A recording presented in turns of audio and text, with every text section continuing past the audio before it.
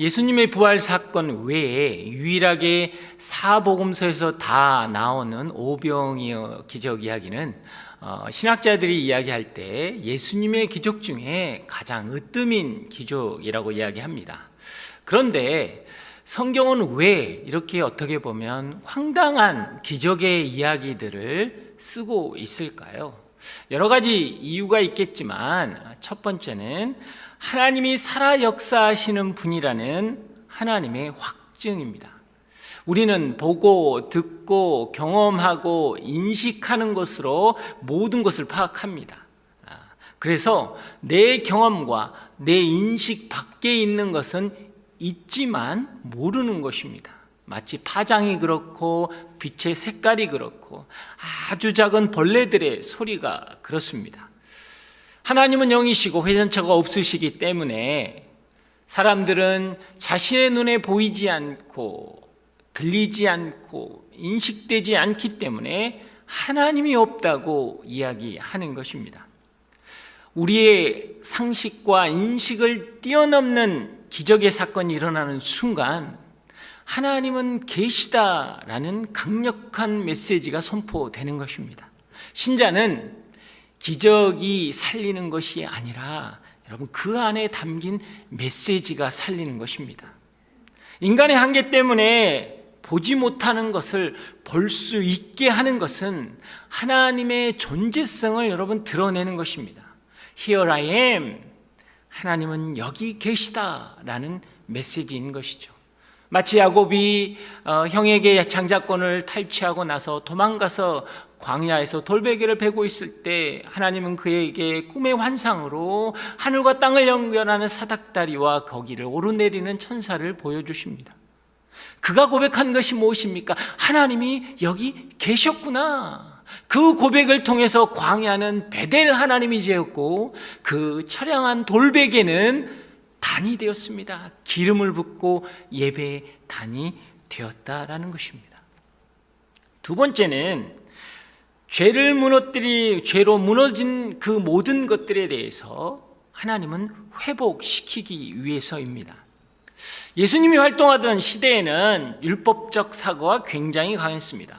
바리새인과 서기관들은 행위의 모습으로 의로움을 증명하고 눈에 보이는 표적을 집착해서 선과 악을 판단했기 때문에 부정한 것은 죄로 결부시켰습니다. 장애를 가지고 태어나면 저 사람이나 저 사람의 부모의 죄뜸이다 라고 하고, 질병이나 가난함 가운데 있으면 알지 못하지만 저 사람이 숨기고 있는 죄가 있다라고 생각했습니다. 흠이 있는 것은 거룩하지 못하다라는 율법적인 관점으로 죄인으로 몰아갔던 것입니다. 그래서 장애인들은 성전에 들어오는 것을 허락받지 못했습니다. 하나님의 이름으로, 율법의 이름으로 부정한 죄인이라는 취급을 당했던 것이죠. 장애의 아픔보다 더 큰 것은 하나님으로부터 버림받고 저주받았다라는 것입니다. 그들을 위해서 하나님은 기적을 선택하신 것입니다. 기적은 초자연적인 것입니다. 완전한 하나님이 만드신 당신의 법칙, 만유인력의 법칙, 질량 보존의 법칙을 스스로 당신이 깨트려 버린 것입니다. 왜요? 인간의 범죄 후에 죄로 말미암아 오염되어 버린 자연 법칙 때문에 질병과 아픔, 고통을 겪고 있는 그 영혼들을 구하기 위해서는 자연의 법칙을 지켜서는 회복되지 않는 거예요. 죽은 자를 살릴 수 없고 병든 자를, 장님을, 앉은 백인을 세울 수 없기에 하나님은 스스로 당신이 만든 법칙을 깨가면서 그들을 회복시킨다는 것입니다. 고통과 절망, 가난과 상처의 대물림으로 이어지는 이 현실의 삶 속에서 최선을 다해서 신앙인으로 살아가지만 너무 힘들어서 자기도 모르게 율법적인 관점으로 우리 조상이 죄가 많아서 그런가? 아니면 내가 죄가 많아서 그런가? 왜 이렇게 힘들지? 왜 이렇게 살기 힘들지? 라는 고백을 하는 그 사람에게 마치 하나님이 버림받은 같은 죄인처럼 느껴져서 소망을 잃고 고통 속에 빠진 사람들, 안 되는 인간은 뭘 해도 안 돼. 스스로를 깊은 절망 속에 밀어넣어버린 그 사람에게 주님은 당신의 기적을 보여주신다라는 것입니다.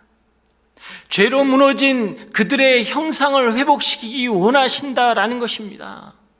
그래서 지금 이 시간에도 여전히 하나님은 당신의 기적이 일어나게 하시는 것입니다. 여러분, 그것을 믿으십니까? 성경에 나오는 많은 역사를 책을 읽는 독자처럼, 공연을 보는 관객처럼 여러분 보고 있으면 안 되는 거예요. 그 사건, 역사를 내 삶 한가운데로 끌어당겨야 한다라는 것입니다. 그 당시에 일어났던 그 기적적인 역사는 지금 오늘 우리의 삶 가운데 동일하게 똑같이 일어날 것입니다. 왜냐하면 기적의 사건은 초자연적인 사건이 아니라 하나님이 우리와 함께 계셔서 역사하신다는 임마누엘의 이야기이고, 자기 백성을 죄에서 구원하시고 회복하신다는 예수의 이야기이기 때문입니다. 그래서 오늘 우리에게는 이 오병이어의 기적의 사건이 필요한 것입니다. 그들은 빈들에서 수많은 사람들이 모였습니다. 해가 저물어 가고 있었습니다. 그런데 먹을 것이 없었죠. 이것은 계획된 모임이 아니라 우발적으로 생긴 모임이기 때문에 아무런 준비가 없었습니다. 재정적으로, 상황적으로 해결할 방법이 없었죠. 코로나 시기, 여러분, 우리 앞에 해결해야 할 수많은 일들이 있지만 우리 힘으로는 도저히 해결할 수 없습니다. 질병의 문제, 경제적인 문제, 직장의 문제, 자녀의 문제, 나 한 사람이 어떻게 한다고 해서 여러분 해결될 수 있는 문제가 아니잖아요. 그래서 오늘 우리는 이 오병이어의 기적이 필요한 것입니다. 이것을 사모하며 나아갈 때 우리 안에 거룩한 역사들이 일어난다라는 것이죠. 그러면 어떻게 우리 삶 가운데 오병이어의 기적을 경험할 수 있을까요? 34절에 보면 예수님은 무리를 보시고 목자 없는 양처럼 있어서 불쌍히 여기셨다라고 했습니다. 이것은 무엇입니까? 목자 없는 양처럼 같아서 불쌍히 여겼다라는 것은 하나님의 마음인 것입니다. 사복음서에서 다 다루고 있는 위대한 기적의 출발점은 하나님의 마음이었다라는 거예요. 그들을 가르치고 치유하고 먹이겠다는 하나님의 마음이었다라는 거예요. 목자가 없는 양은 맹수의 공격을 받아서 여러분 죽을 수밖에 없는 것입니다. 오늘 예수님은 그들을 사역으로 보는 것이 아니라 생명으로 보았다라는 거예요. 질병과 고통과 아픔과 굶주린 영혼들을 향한 눈물과 불쌍히 여기는 그 마음이 기적의 시작점이었다라는 것입니다. 우리는 위대한 비전과 시스템에 너무 익숙해져 있습니다. 위대한 비전과 표가 있고 잘 준비된 영상과 시스템이 있지만 우리의 가슴 속에 죽어가는 영혼들을 향한 하나님의 마음, 불쌍한 마음이 없다면, 그것을 잃어버렸다면 여러분, 교회의 사역은 기적을 만들어내는 프로젝트밖에 되는 게 아니에요. 프로그램밖에 되는 게 아니라는 것입니다. 하나님이 여기 계시다는 기적의 동기는 하나님을 위대하게 드러내는 대서사적인 각본의 결과가 아니라 죽어가는 영혼들을 끝까지 사랑하시는 사랑의 추적자이신 하나님의 마음에 기초한 것이라는 것입니다. 이것이 세상을 바꾸는 출발점이라는 것이죠. 그 마음을 통해서 하나님은 당신의 일을 시작하십니다. 마태복음 18장에 보면 잃어버린 한 마리 어린 양에 대한 이야기를 하시면서 이와 같이 이 작은 중 하나라도 잃은 것은 하늘에 계신 너희 아버지의 뜻이 아니다라고 이야기하십니다. 누가복음 15장 7절에 보면 내가 너에게 이르노니 이와 같이 죄인 한 사람이 회개하면 하늘에서 회개할 것 없는 의인 아홉으로 말미암아 기뻐하는 것보다 더하니라. 여러분, 이게 하나님의 마음이라는 거예요. 성전 미문에 앉아있던 안진뱅이를 일으킨 사건을 보십시오. 매일 성전에 올라갈 때 보았었는데 왜 하필 그때 갑자기 고쳐주었을까요? 그것은 그 안진뱅이를 향한 하나님의 마음을 알았기 때문이에요. 육체적인 질병 때문에 예배가 무너져버린 영혼을 향한 하나님의 애통하는 마음을 보았기 때문에, 그래서 하나님이 죽을 수밖에 없는 우리를 위해 독생자를 주셨던 것처럼 베드로도 나는 은과 금은 없지만 내 안에 계신 예수님을 너에게 주겠다라고 여러분 선포했더라는 것입니다. 그가 고침을 받고 어떻게 했습니까? 바로 성전 안으로 뛰어들어가 하나님을 찬양했습니다. 생활고였던, 나의 생활고를 해결할 수밖에 없었던 그 장소가 예배의 장소로 바뀌었다라는 거예요. 죄로 무너져버렸던 그 삶의 자리를 예배의 장소로, 생명의 장소로 하나님 바꿔주셨다라는 것입니다. 그것이 하나님이 우리에게 보여주고 싶어하는 목적이라는 것입니다. 제가 제일 좋아하는 성경 구절이 있는데요, 이것이 저는 하나님의 마음을 가장 잘 나타내는 구절이라고 생각을 합니다. 요한복음 15장 5절 말씀입니다. 나는 포도나무여 너희는 가지니 너가 내 안에 내가 너 안에 있으면 사람은 과실을 많이 맺나니 너는 나를 떠나서는 아무것도 할 수 없다. 사실 이 말씀은요, 우리가 가지에 붙어 있어야 된다는 어떤 신앙의 결단과 어떤 상황을 이야기하는 것 같지만요, 하나님의 편에서는 전혀 다른 이야기입니다. 여러분, 포도나무는요 넝쿨이 비틀어져서 생긴 나무예요. 그래서 포도나무라고 하지만 나무로서는 전혀 가치가 없습니다. 목재로는 사용할 수 없어요. 겨우 땔감으로나 겨우 사용할 수 있을까요? 그 포도나무의 가치를 인정할 수 있는 것은요, 포도나무에 맺힌 열매 때문에 그렇게 할 수 있는 거예요. 여러분, 홀로 영광받기에 합당하신 하나님께서 당신의 가치를 교회에 맡긴 것입니다. 세상이 하나님을 어떻게 평가할 수 있습니까? 교회를 통해서, 신자를 통해서 평가받는 거예요. 이게 하나님의 마음이라는 것입니다. 요즘 많은 분들이 제가 신방 가고 하면 이런 이야기들 많이 합니다. 목사님, 세상이 너무 악해져서요, 교회가 미래가 너무나 캄캄합니다. 우리 차세대, 다음 세대들은요 너무나 어둡습니다 라고 이야기합니다. 사랑하는 여러분, 누가 교회에게 어두움을 가지고 왔습니까? 정치가, 문화가, 타락한 이 세대가 그랬습니까? 여러분, 아니에요. 우리의 빛 대신 예수님을 우리가 놓아버렸기 때문입니다. 빛이 없으면요 어둠은 도둑처럼 들어오는 거예요. 우리는 어둠과 영적 전쟁을 하는 게 아닙니다. 어둠은 실체가 없기 때문에 여러분이 싸우면 싸울수록 백전백패하는 거예요. 두려움과 염려와 근심과 한번 싸워보십시오. 더 커지죠. 두려움을 많이 생각해 보세요. 에너지를 거기다 집어넣어 보세요. 두려움은 더 커지는 거예요. 우리는 이길 수가 없는 것입니다. 두려움을 이기는 방법은 오직 하나, 빛 대신 예수 그리스도가 우리 마음 가운데 오시는 거예요. 지륵 같은 어두움은 작은 촛불 하나를 이길 수 없는 것입니다. 그래서 여러분, 하나님 마음을 품어야 하는 거예요. 여러분, 하나님의 마음을 품었던 요셉을 보십시오. 자기를 죽이려고 했던 그 형제들을 보고 그 앞에서 뭐라고 합니까? 아니라고, 하나님이 나를 먼저 보내셨다.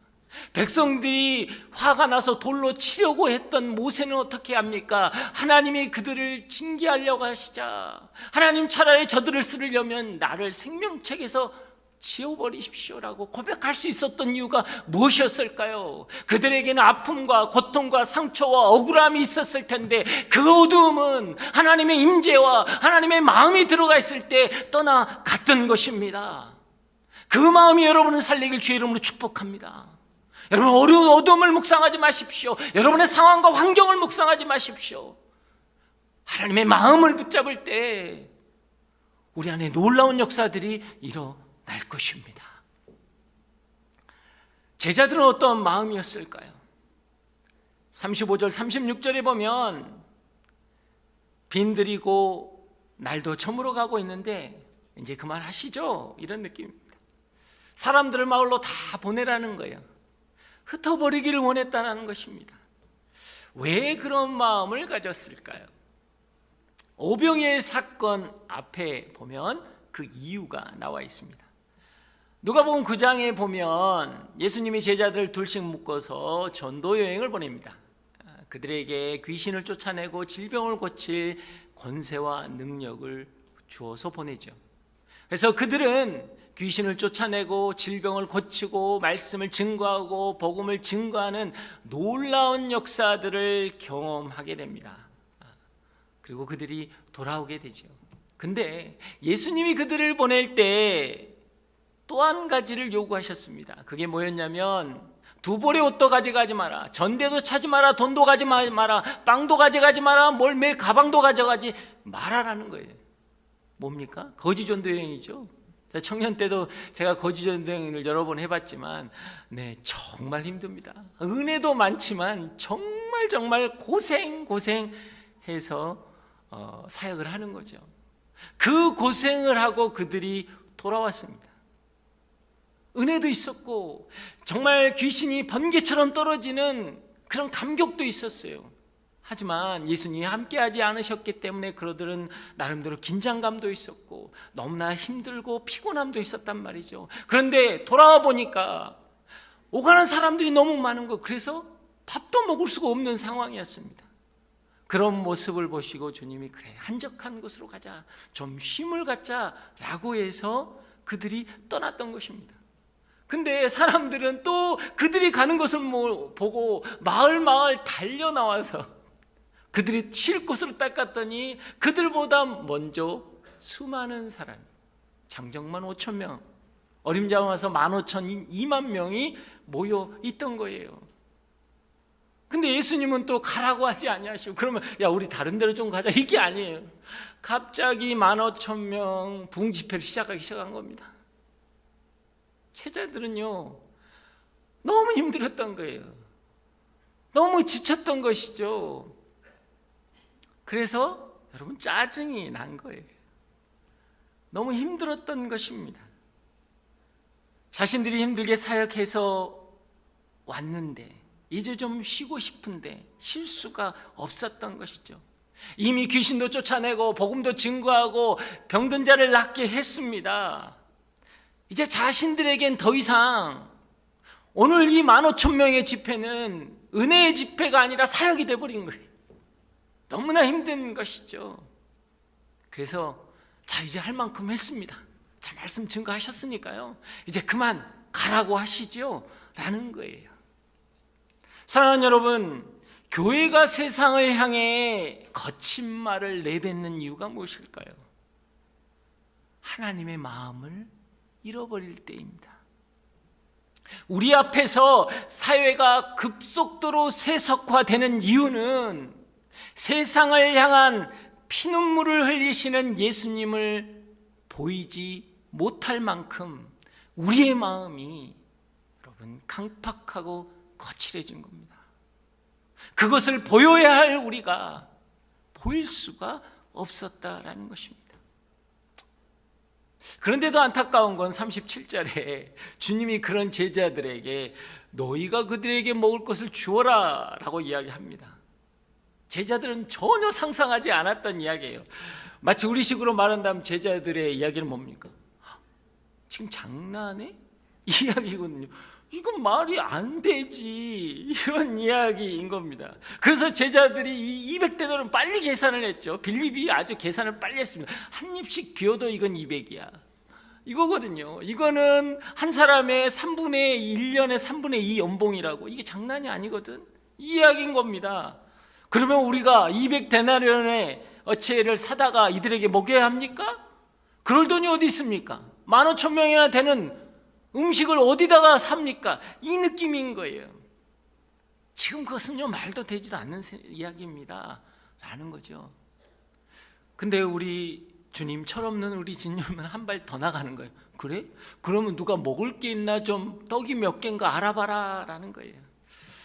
네, 오직 기도만 하셨던 그 주님, 세상 물정 전혀 모르시고 현실감 떨어지시는 정말 짜증나고 얄미운 분입니다.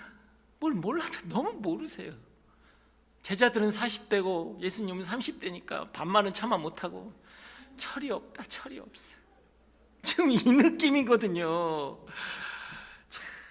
그런 상황에서 제자들이 보리떡 5개와 물고기 2마리, 어린아이의 도시락을 가져옵니다.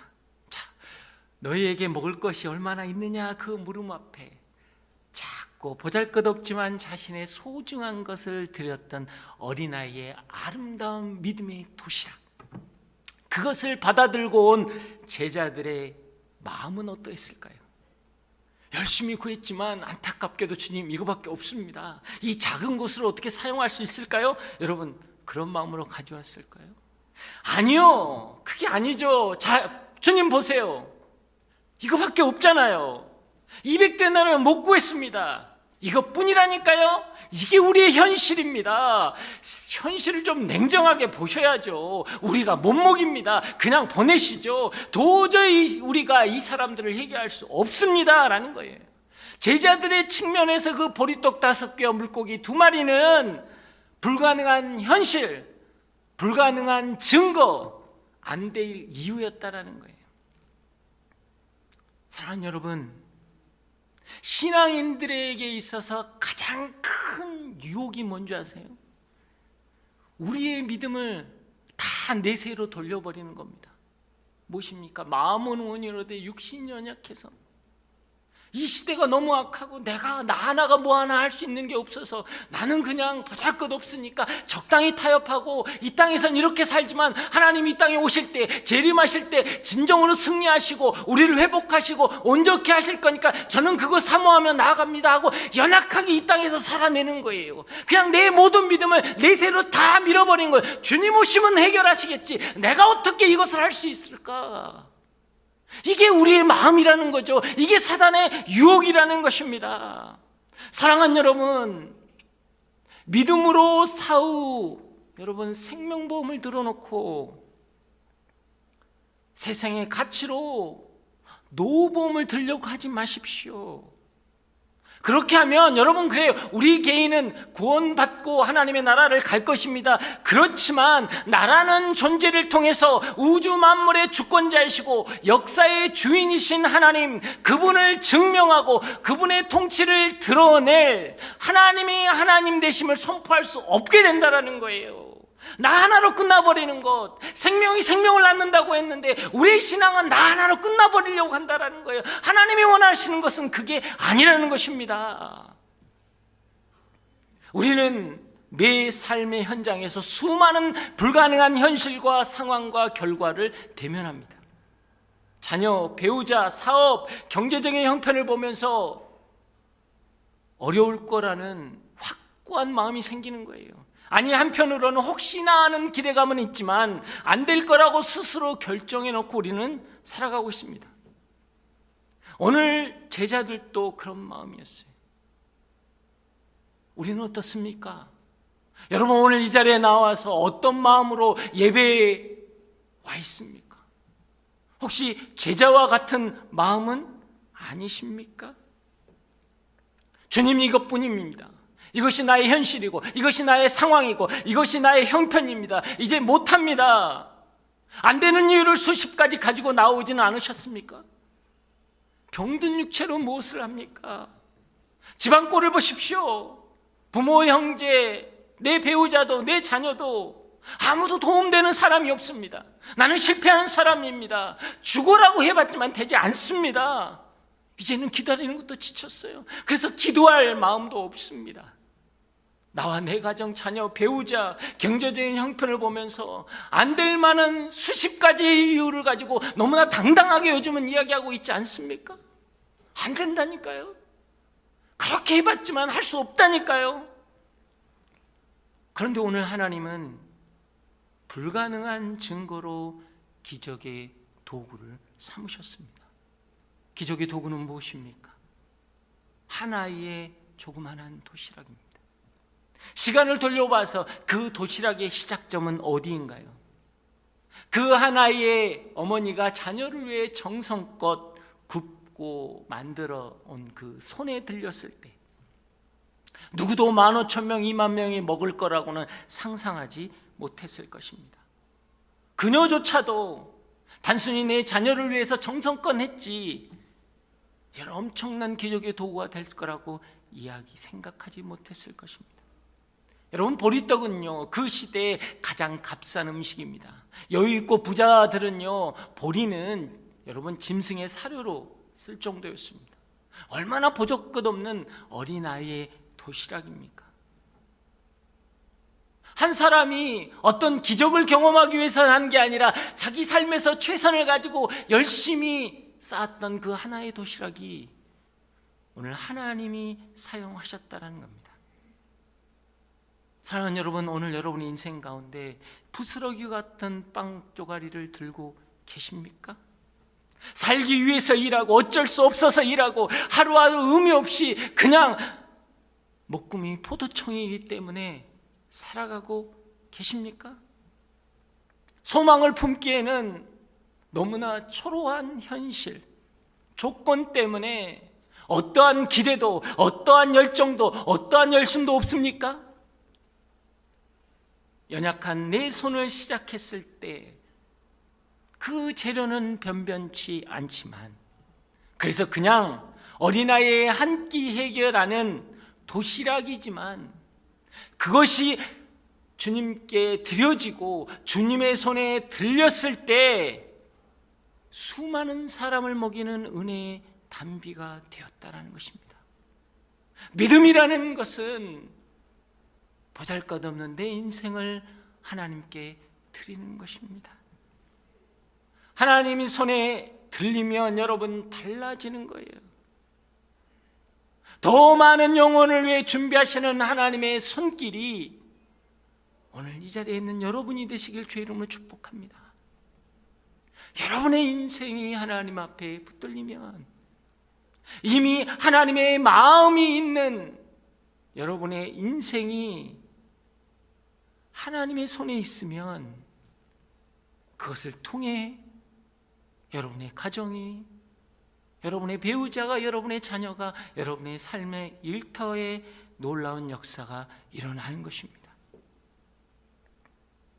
배고파서 밥상에 앉아있는 사람만 장정만 5천 명입니다.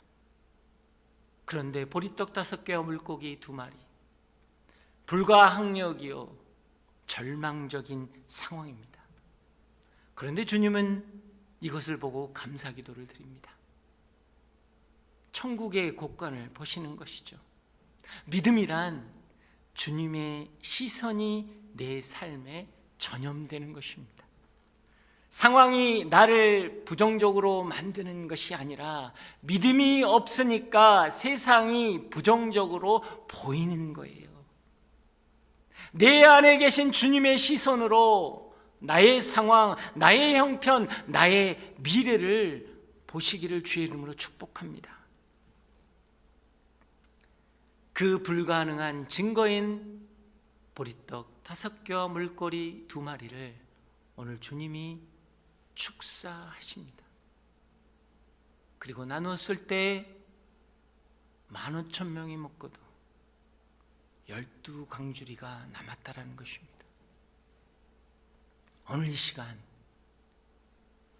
주님이 여러분의 인생의 그 불가능한 상황에 축사하시길 원하십니다.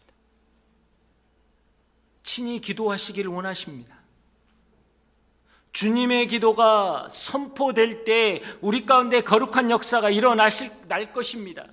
불가능한 현실이 기적의 도구가 될 것입니다. 그 주님을 바라보십시오. 우리의 상황은 비록 아무것도 할 수 없는 상황이지만 그것이 주님의 손에 달리고 주님이 축사하셨을 때 거룩한 역사가 일어날 것입니다. 우리의 예배는 무엇입니까? 그 자녀를 하나님께 드리는 거예요.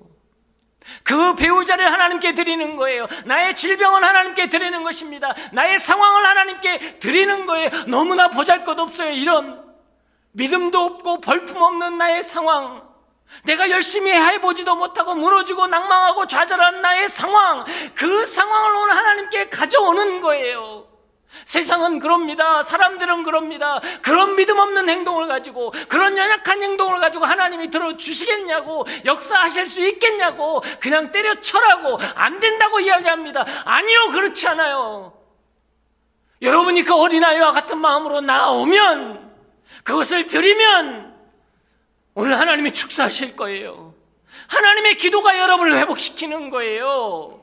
내 인생의 노력이 아니라 오늘 하나님이 그 십자가에서 아버지여 저들은 저들의 죄를 알지 못합니다라고 하는 그 기도가 우리를 구원의 역사로 가게 하는 거예요.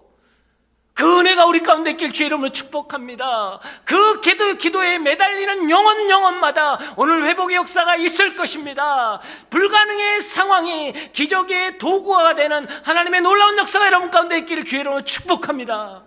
오늘 시간 우리가 기도하며 나아가길 원합니다. 사랑하는 여러분, 그렇습니다. 우리의 매일 삶의 현장은 불가능한 현실 가운데 있습니다. 너무나 앞이 막막합니다. 열심히 해본다고 했지만 나도 모르게 내가 무슨 죄를 그렇게 많이 지어서 이렇게 힘들까? 라고 낭망할 때가 있습니다. 이 질병 내가 언제까지 붙들고 있어야 합니까? 내가 얼마나 그렇게 나쁜 짓을 해서 나는 왜 이렇게 힘듭니까? 하나님이 그 낭망하는 그 영혼 가운데 오늘 찾아오십니다. 나에게 다오하십니다. 수고하고 무거운 짐진 자들아 다 내게로 오라 하십니다. 오늘 시간 그 십자가 앞에 내려놓기를 원합니다. 하나님께 드리기를 원합니다. 하나님께서 오늘 이 시간 축사하시고 축복의 역사가 일어나게 하기를 원합니다. 주여 역사하여 주시옵소서. 믿음으로 고백하는 자마다 회복이 있게 하여 주시옵소서. 다 함께 주여 외치고 기도합니다. 주여. 사랑의 하나님, 그렇습니다. 하나님, 나의 영혼이 주님만을 바라보기를 원합니다. 이것뿐입니다. 이것이 나의 현실입니다. 나는 할 수 없습니다. 내 자녀를 어떻게 바꾸겠습니까? 내 인생을 내가 어떻게 바꾸겠습니까? 무너져버린 내 마음을 내가 어떻게 회복하겠습니까? 주님이 친히 붙들어 주시옵소서. 주여 역사여 주시옵소서. 믿음으로 선포하며 나아갈 때 오늘 시간 그 하나님의 거룩한 역사가 우리 가운데 있게 하여 주시옵소서. 아버지요, 주님 만져 주시옵소서. 주님 만져 주시옵소서. 주님 만져 주시옵소서. 오늘 하나님의 거룩이 우리 가운데 임합니다. 만지실 것입니다. 주여 역사여 주시옵소서.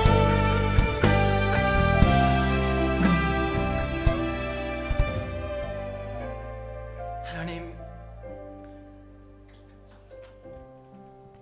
내 안에는 보잘것없는 빵 부스러기밖에 없습니다. 살기 위해서 어쩔 수 없어서 하루하루 그냥 견디며 살아갔습니다.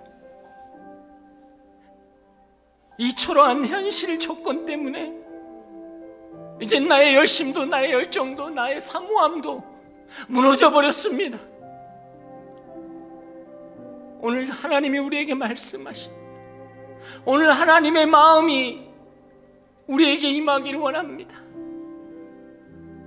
그래서 내가 기적을 일으키리라.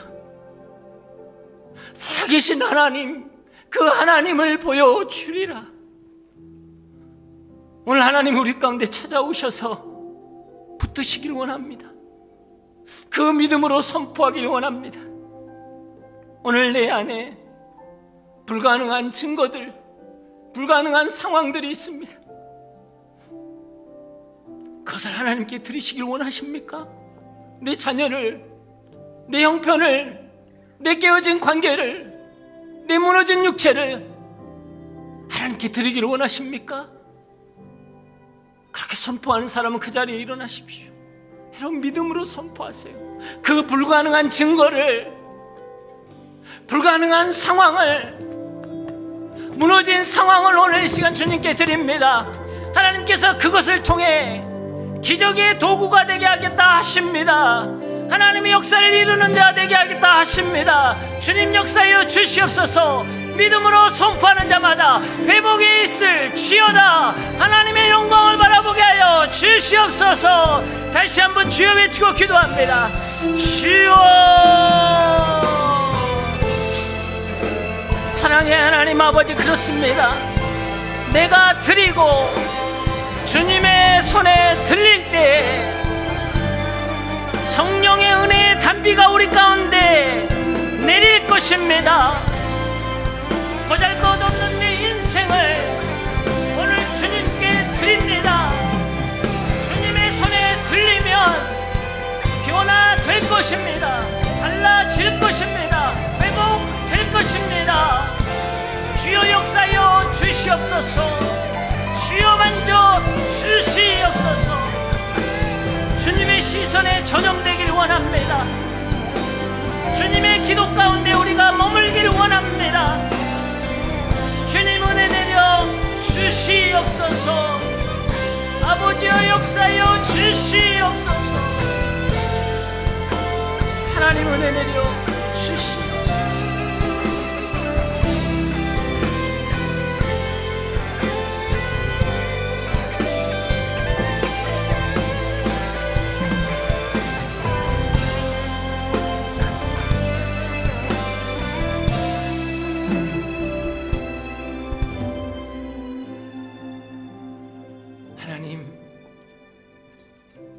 하나님이 여기에 계시기에 광야가 베델이 되고 초라했던 내 인생의 돌베개가 예배의 단이 되었습니다.